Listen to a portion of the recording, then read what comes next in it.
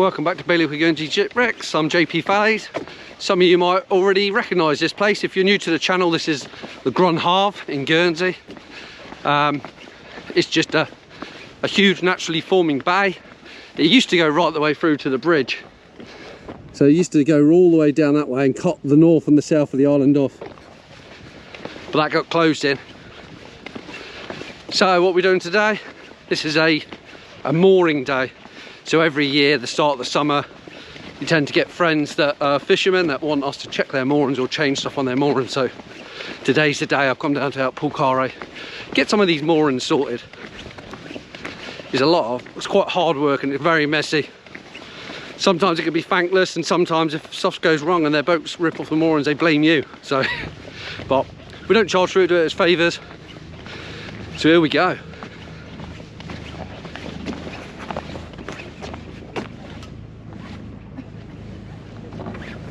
Come on, you're late.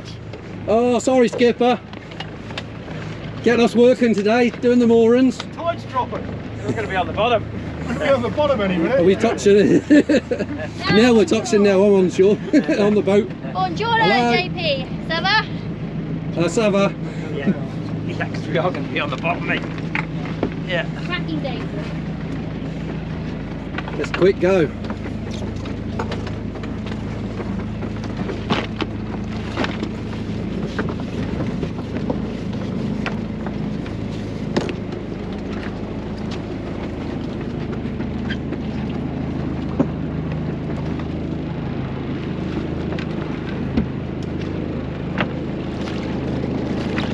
It's pretty shallow. Oh yeah.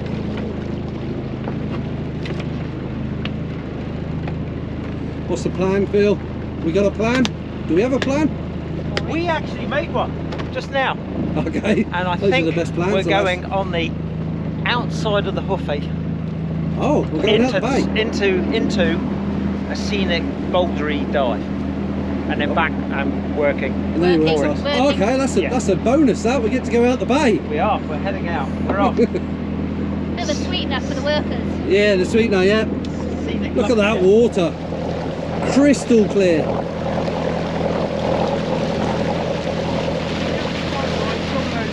Bigger than your house. Yes. Yeah. So, Yeah. can't wait to see some big rocks then. With a bit of tide. Some 500 ton rocks. Yeah.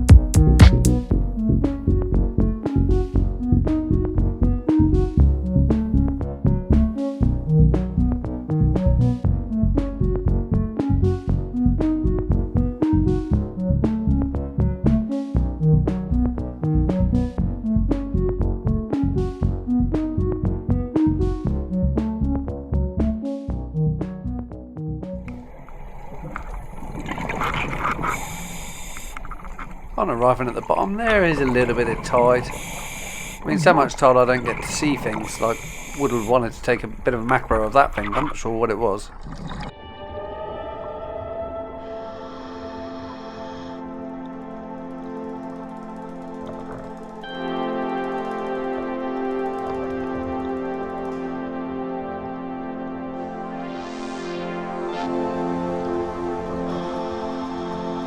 a good sign. We're seeing a bit of life. We're only 21.5 metres. And I think I might have to fasten the seatbelt because I think this is going to be a fast dive.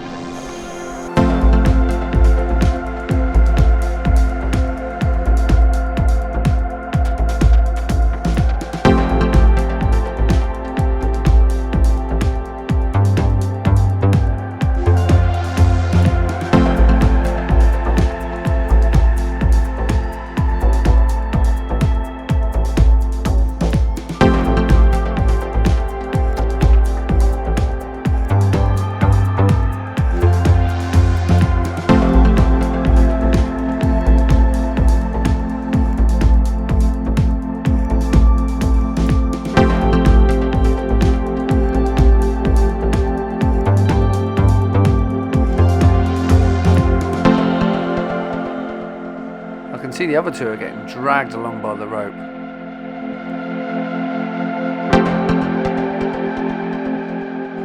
It's a weird feeling because I feel like I'm getting towed as well.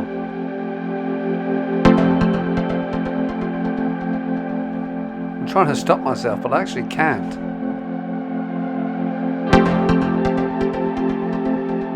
I think I'm just going to have to go along with the ride.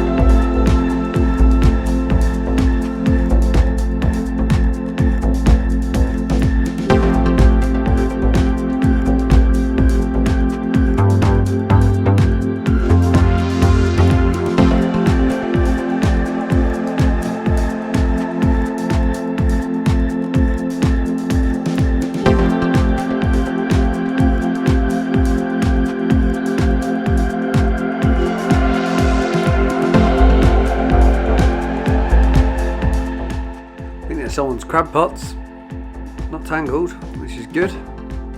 Pretty tight though, been pulled tight in the tide.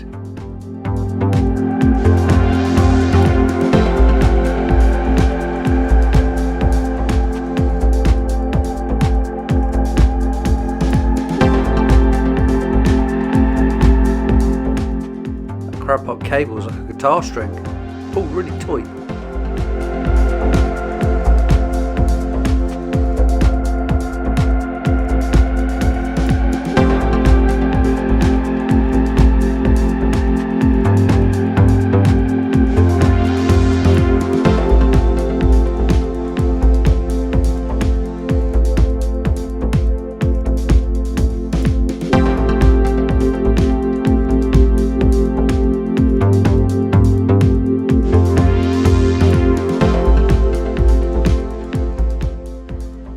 Left the reef, it's starting to ease up a little bit.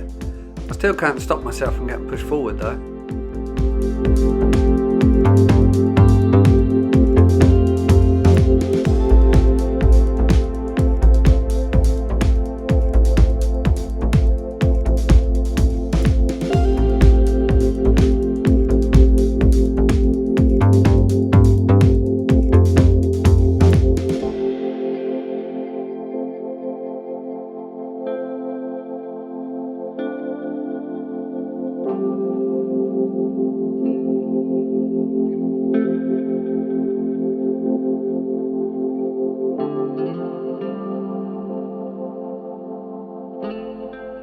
sea urchin just got pushed away the tide straight away.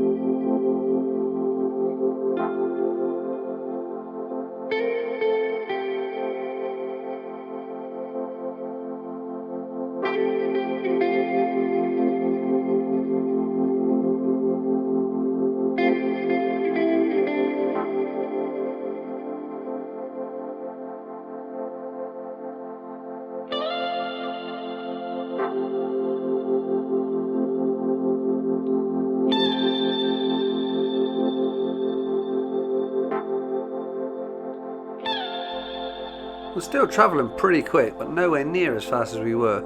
There was bits where the ramps kind of the reef were just, you could feel it. It's almost like accelerating in a car. As soon as it got you to them, it'd push you up and lift you over the top. That was 9.5 minutes of roller coaster action. It's quite weird because it would almost push you really quick, drop you over the other side. You'd feel it ease off a little bit until you hit another bit of reef, and then it'd be the same again. Push you up and try and roll you over or turn you sideways. Well, made me feel a little bit seasick. I've only got 12 minutes left as well.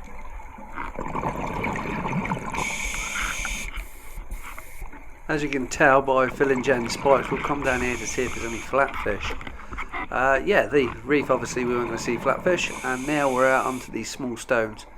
I don't think we're going to see flatfish here. We can do with it turning a little bit more sandier. But I think it will turn sandier the further south we go.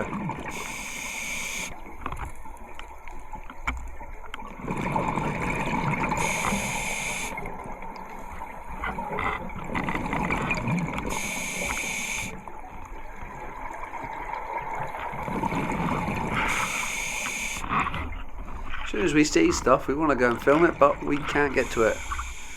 Seabed is actually looking like it's getting a little bit sandier at the moment. Plenty of starfish round. No good for the scallops around here. There's basically no scallops down the west coast anymore. It's probably because the seabed moves all the time. This is looking a little bit better, this gravel. This is exactly what we want to be seeing. Fingers crossed. I'll be happy to see anything, to be honest. A ray, flatfish, whatever.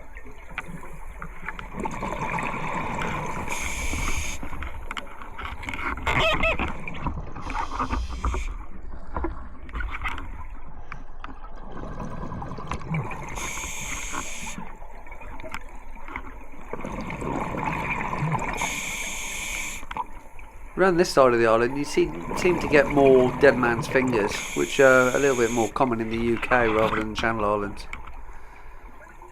Without the scouring around these rocks, they must take a pommeling twice a day.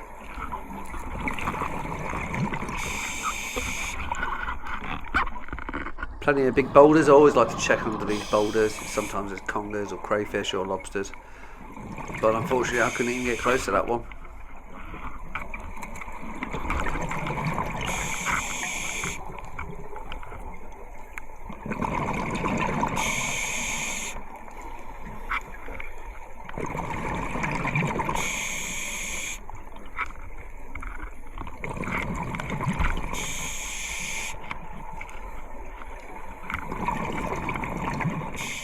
I'm not sure how any of these survive in this sand.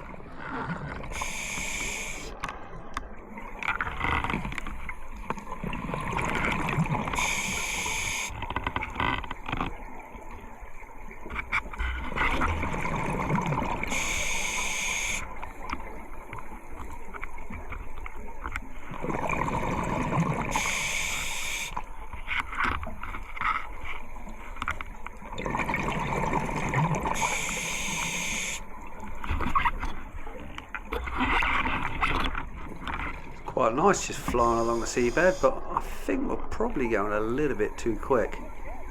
Not getting a chance to look at anything.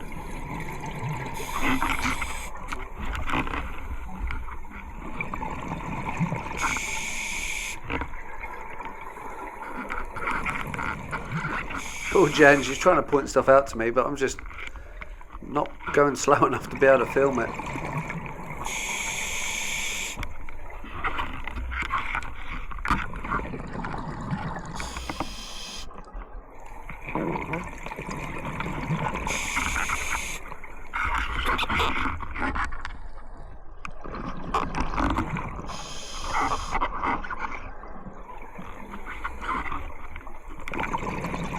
I feel this tide's starting to get stronger again. Can't believe it. I thought all that strong tide had gone. I don't remember anyone telling me there's going to be this much tide. With a bit of tide. Oh, actually, maybe Phil probably did tell me and I wasn't really listening. But yeah, it's starting to kick up again. Better strap myself in for another fast one because I think we're just about to head towards a big reef.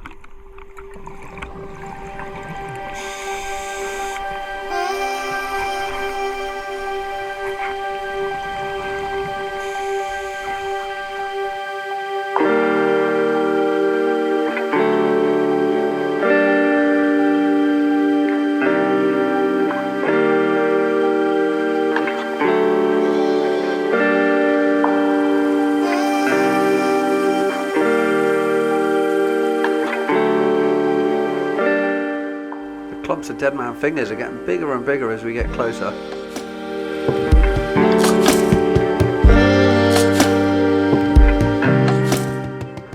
One thing that's worrying me is the actual seabed is moving now. Can you see the sand?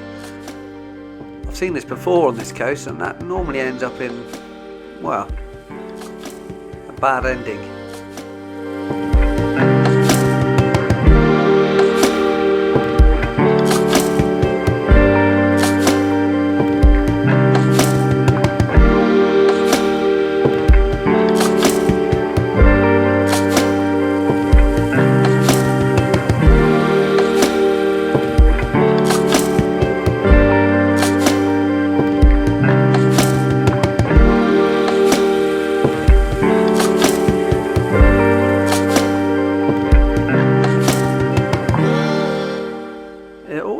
Me when I see spider crabs buried in behind the reef there, almost half covered in sand.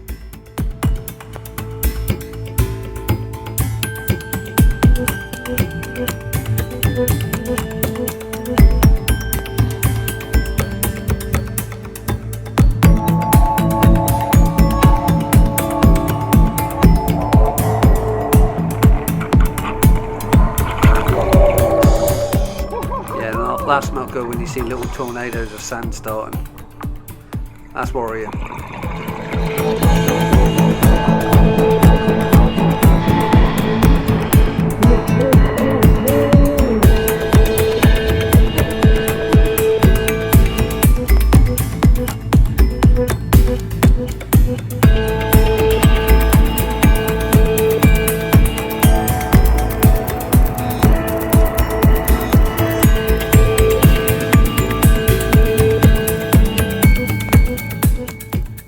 Oh no, Phil's rope stuck. That's not good as Jen's getting slammed into the back of the reef. Oh, Phil's loose. Nope, they're both caught. This is not good.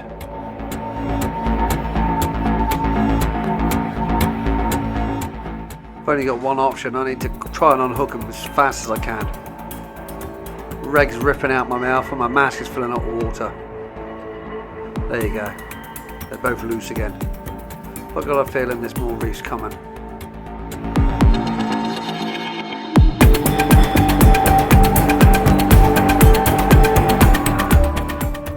A little bit of confusion where Phil's almost hitting Jen in the face by mistake.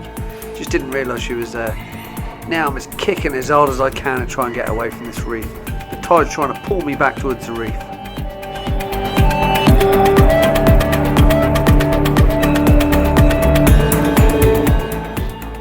Pull myself up whatsoever, so I had to head to Phil and Jen and we all pulled ourselves up his rope. We were stuck mid-water, nothing we can do. Couldn't go up, couldn't go down, couldn't go forwards and couldn't go backwards.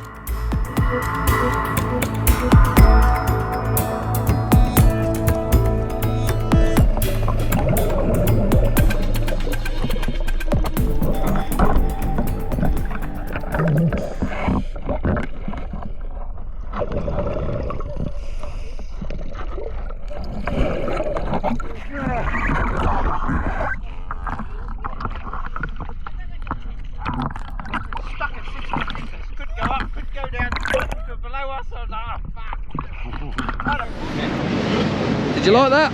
That was a fair ride, Graham. That was, for sure. I'd say that's my top 5 scary moments. Yeah, that was a big rock, eh? With a big, That was my big whirlpool washing machine behind it. But it was controlled. So we were fine. I think what we call it is character building. Yeah, that's character. You don't get that out on the East Coast. I mean, it looks like I got a sunburn, but that's not. That's just stress from trying to over-read my reg to pull myself back down the line. You don't realise how strong that tide is. Oh, when it's moving the seabed, it's bad. But Paul's got worse places to dive as well. Next time. I'll show you next time. Well, what's the one after that one? Northwest Guernsey. I'll be down running down. How many knots do you reckon? Double what's up there. Oh. And it's a proper washing machine. As you breathe out, the bubbles go downwards. Oh. You do that next time. Yeah, until the next time. All for Not one. sure if I'm ready for that next one. Always an adventure, aren't you? Eh? Oh, We were flying. we were flying alright. How much air have we got left? Not. Have we got any left? Where is my... We're going that quick, I've lost my contents gauge. I got loads. Ah, I got loads. 90 left. 110. You win, 110 left. 110 left. I think I probably had 110 in the last 3 minutes of that dive. I don't know what video footage I've got. Oh, that was good though. See, if you could dive there, you can dive anywhere. Anywhere in the world. Anywhere. Dead man's fingers. Yeah, they're awesome, dead man's fingers. You're in the side of the spot. No, everywhere. How far did we go then, Paul? Distance, you reckon? Probably 3/4 of a mile, just over. Woo-hoo. 3/4 of a mile. 3/4 of a mile. Did you drop us up the side of the hook, eh? Oh yeah, yeah. Yeah, okay. Right up on the north end of the Yeah. I didn't even get a chance to see what life was there. A lot of starfish, a lot of sea moving. We went to 27 meters. Yeah, that's probably it. Rock. Oh, nearly the whole way was reef. We had a tiny bit of sand. Then it went to like that stony stuff, Paul. Yeah, get up here. The 50 mil stuff. Yeah. It was good. And then a happy ending at the end, eh? It's always a happy ending. Can't beat a happy ending. That's a happy ending in the south rather than the north. Now we got to go to work. Yeah. Now some moorings. Let's get these moorings sorted out while I catch my breath back.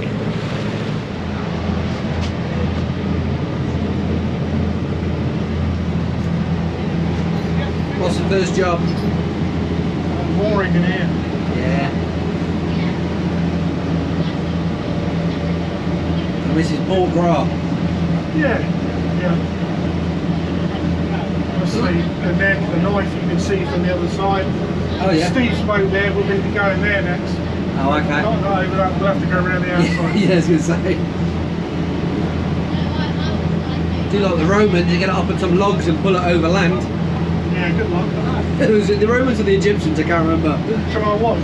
Yeah. How much does she weigh? 3.5, I think. Yeah, that's not going to happen.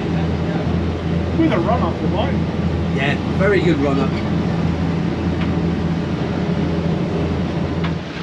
Looks like we're going to be diving in a bit of a forest. Oh, we picked one up. We're going to pick more up. We're going to pick another one up. No, just combing them.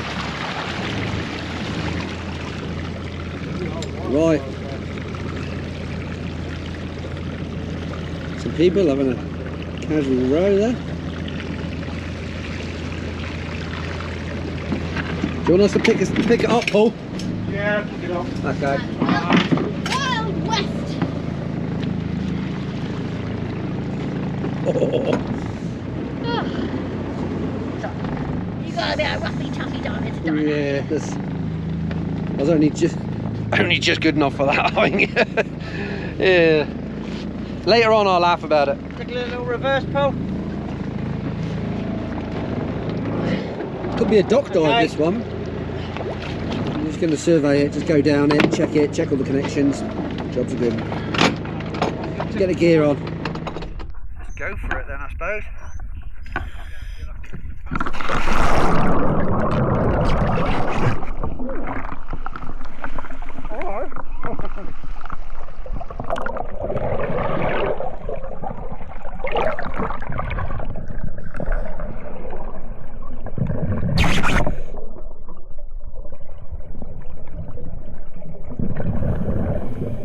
This is one of the moorings in Port Royal. Not quite sure who it is. I think it's a bloke called Gary. I've got the easy job. I'll just go down and film it. Phil checks all the shackles. I will give him a hand. I'll clean up some of the maybe the deadmen, the eyelets are cast into the concrete.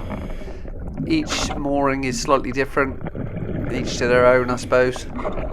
This is a length of chain that's just hanging off of it, just to keep it from, to give it a little bit of ballast. Stainless steel, probably quite expensive, just extra weight. Looks like at one time a rope's got caught in it. I'm not going to spend too much time looking at this because this is kind of not really the important part. I'm just going to swim beyond Phil and show you. Tell you what, the collars at this depth, because we're only shallow, they look absolutely awesome with this camera. I do really like these new Insta 360 Ace Pros. Now, as Paul told me before we got in the water, we do not do a rope cleaning service, but I think if we're here, let's get rid of it. Yeah, it's a shame pulling the seaweed off, but it's all extra grab, extra weight, extra drag on these moorings, so unfortunately I'm going to have to give it a clean. Oh, I feel really bad now because I've seen a couple of little fish, but I'm sure they'll probably be eaten by a bass within 20 minutes anyway, so let's carry on cleaning.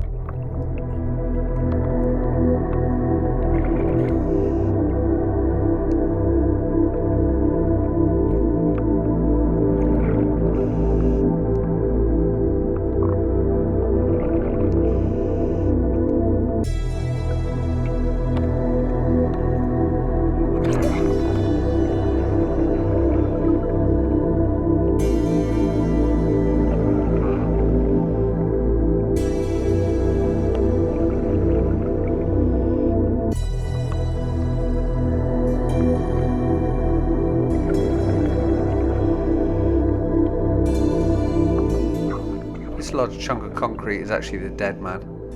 This is the thing that gives the mooring a bit of weight. It's also a little bit of suction down into the sand.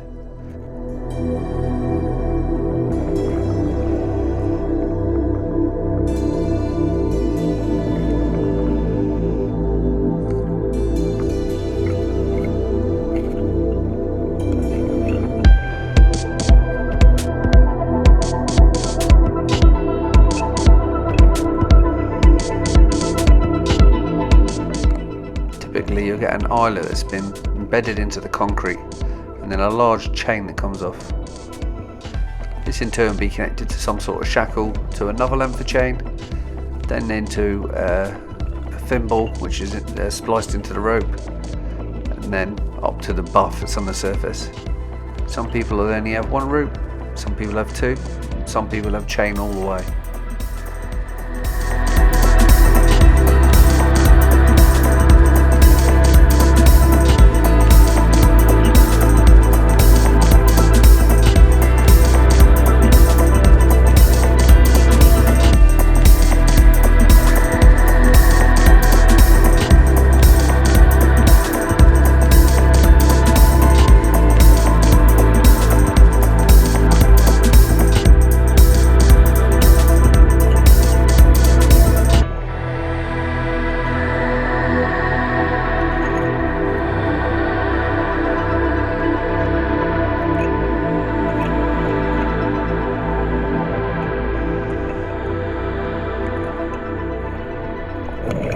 Every mooring is different, depending on the size of your boat, or how much security you want for your boat. I know some of the moorings in some of the bays is like a spider web underneath, so a load of deadmen will be joined together like a spider web on the seabed. Here it's just one large deadman and 2 ropes up to the surface.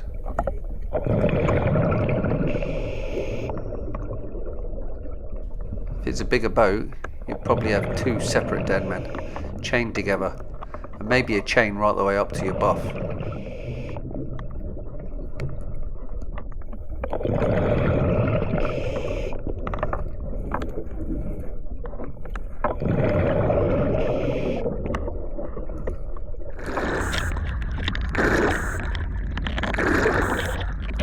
Phil's giving this one a good bill of health. We haven't got to do anything this year. It's amazing though how the eelgrass is only growing around the moorings. I thought the moorings like this were bad for the eelgrass. That's Gary's mooring done. We'll go around and do Steve's now.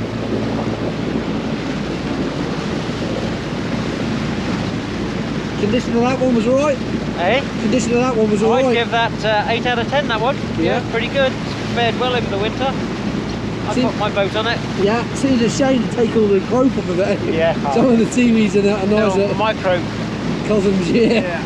But you got to come off, unfortunately. Yeah. Oh yeah. On to the next one. Yeah. This should be a good one as well. Yeah, makes sense, eh? Preventative maintenance is called. It's a pretty expensive boat, so, you know, 20 quid on a shackle. Yeah, exactly. Go down the rope for this one and find the weakest link and then This is the one we're going to now. Big Cygnus. Steve follows. He's got the same last name as me, good old Guernsey name, but I don't think we're related. Probably are if you go back a few generations, but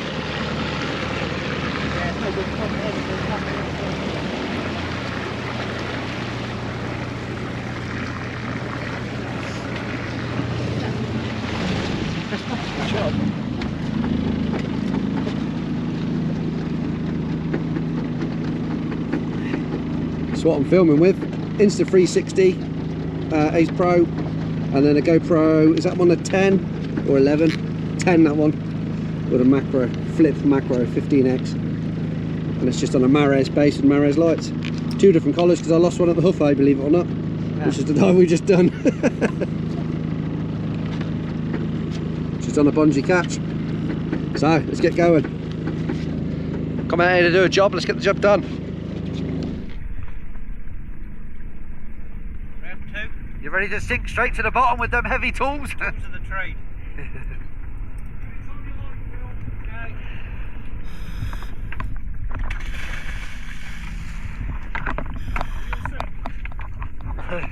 He's on the bottom already, I think.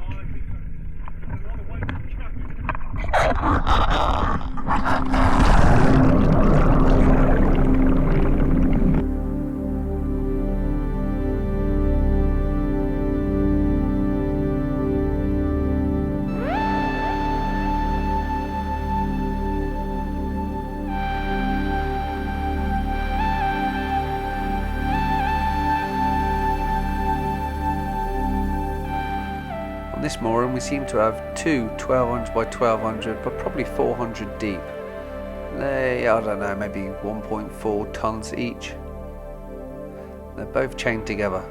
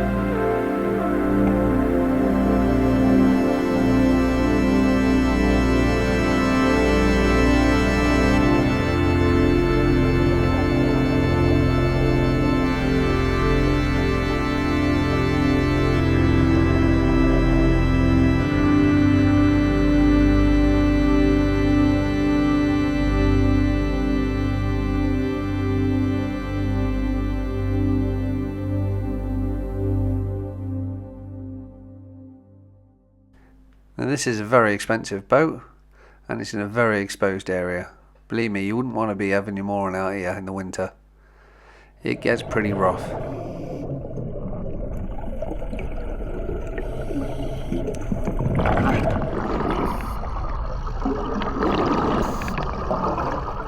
Phil has checked every single link on the chain. He works his way back to the dead man. He's going to grab his tools, and we're probably going to be on to our next one. This one also gets a clean bill of health.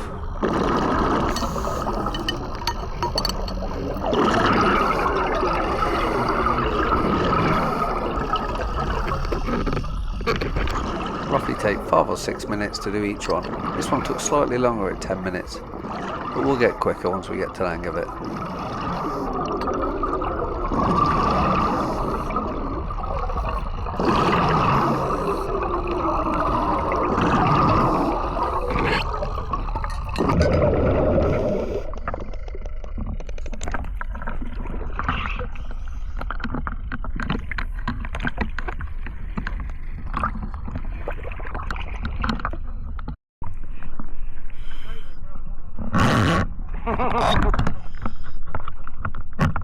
Where's he gone? On to the next mooring. We'll do as many as we can with the rest of this tank.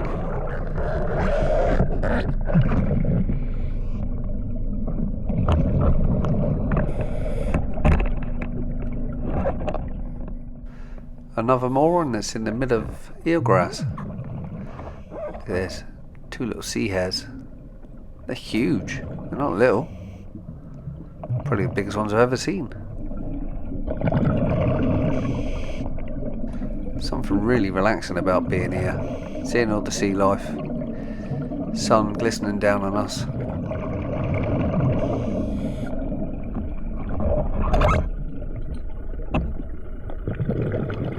Some baby pollock. Probably here because they got the protection of the eelgrass.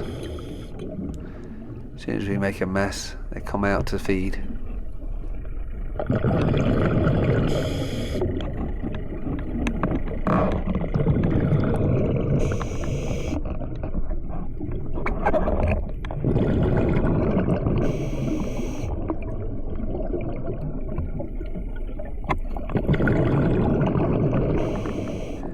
This one's got a stainless steel shackle. There's two mindsets with these. If you got a steel one, you can see it's actually wearing out. When you got a stainless steel one, they do last longer, but when they fail almost instantly. They almost rot from the inside out. This chain's looking a bit sorry for itself. Phil's going to show us something. He's found a concern.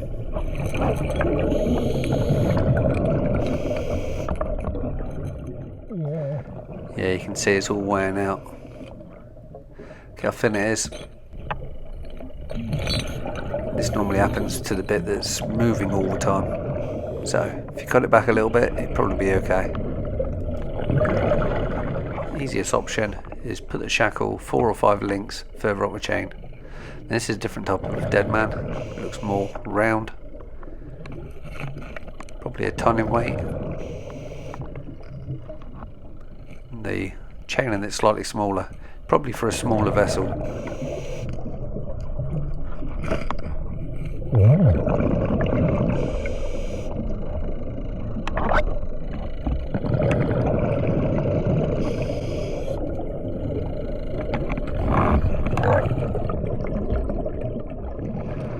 We're into 50 bar of air left. I'll have to keep an eye on that.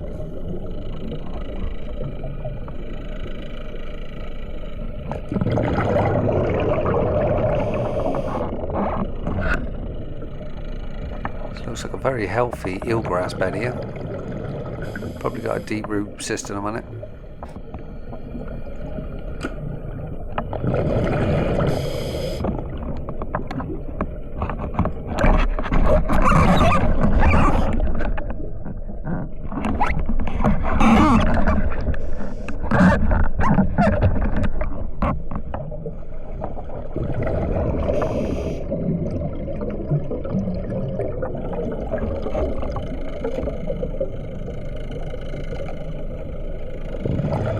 It's going to be my job to clear that kelp off the top.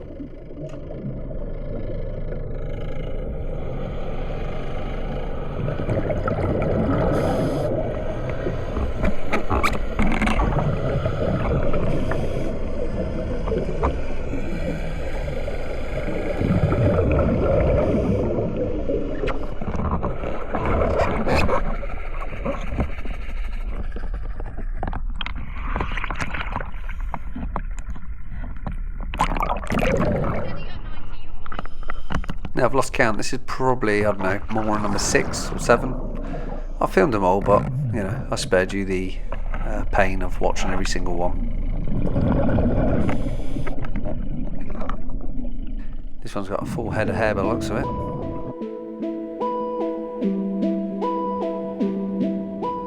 Oh no, I think Phil's got a leak on his fins.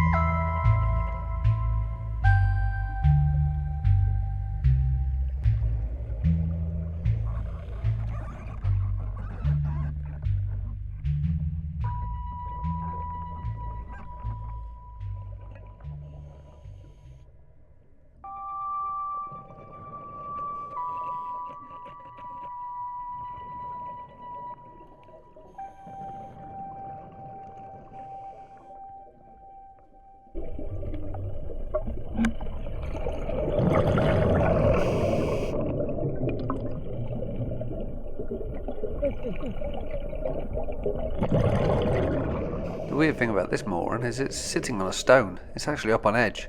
So really the suction part of the function of it sitting on the sand isn't really working.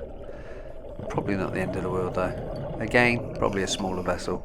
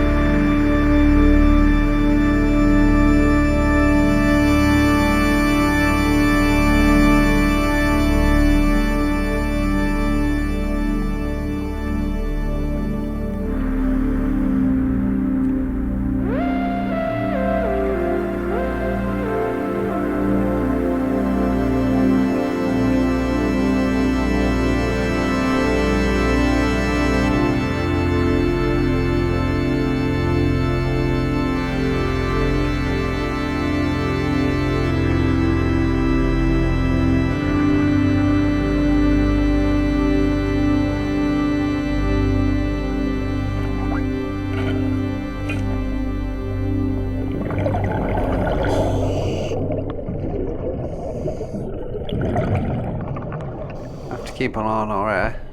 I've got 20 bar left. How much has Phil got left? Okay, 15 bar. Naughty, naughty. Only joking. I'm on my pony bottle now.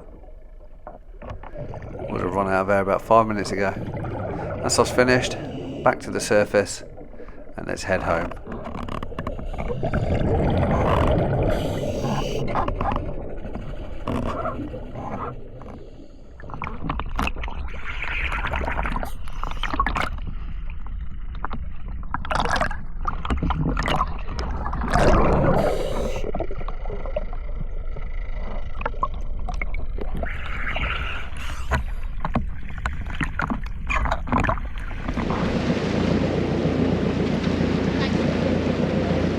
Saved mine. Don't take me saving my life.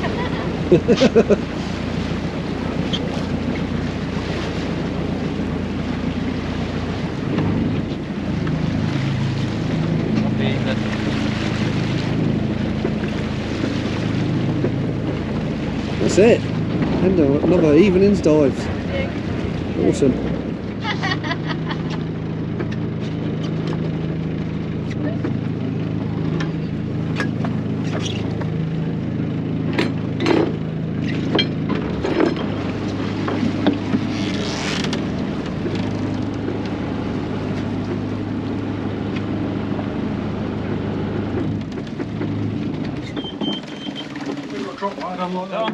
All sorts of missions today. One failure. The rest of them are all good. We're back safe. It didn't fail, we're back safe. That's what you said earlier. I can laugh about it now. That's the West Coast for you. Yeah, oh yeah. Really enjoyable afternoon. Yeah, very good. Thanks for that, Paul. Yeah. Happy days.